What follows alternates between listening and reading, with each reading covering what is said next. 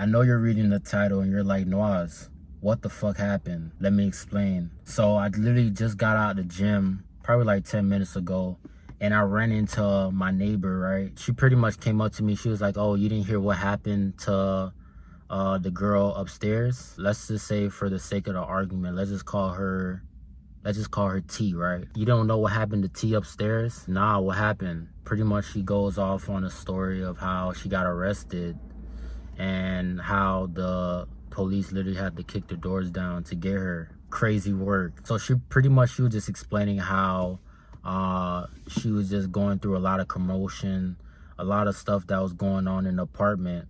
And that's when I kind of explained to her like my situation with her, because I try to keep it under wraps, but certain things you just not gonna be able to keep under wraps anymore. She was like, oh yeah, they kicked her door down. Well, not her door, because she was renting from someone else, but she was literally inside the electrical room, right? They kicked the electrical room door down, and they found her in there. Why she's in the electrical room, I'll explain to you. They kicked the door down, they arrested her.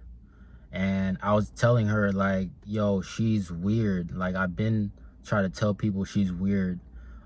Some people will just look at me a certain type of way, be like, nah, she's not weird. But I'll be like, yes, she is.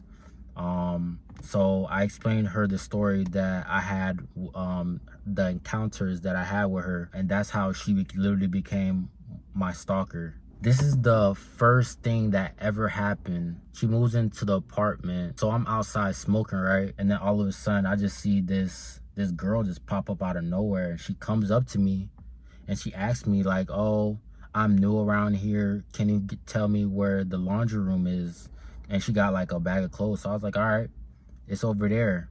But she was acting like slow when it literally says laundry room right above the door. So I got up, I escorted her. I was like, here it is right here. And then she was like, okay. And then she gave me a smile, and then that's it. Like, I just thought it was just that. I would randomly like bump into her every now and again. Not anything crazy or nothing.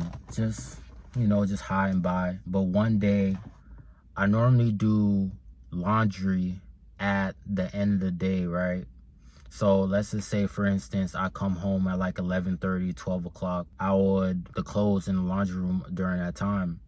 But this night I was tired, so I was like, I'll just do it in the morning. I wake up around like 7:30ish. I wasn't expecting no one in the laundry room, so I had no shirt on. I had some sweats on, and I got like my laundry hamper. I opened the door.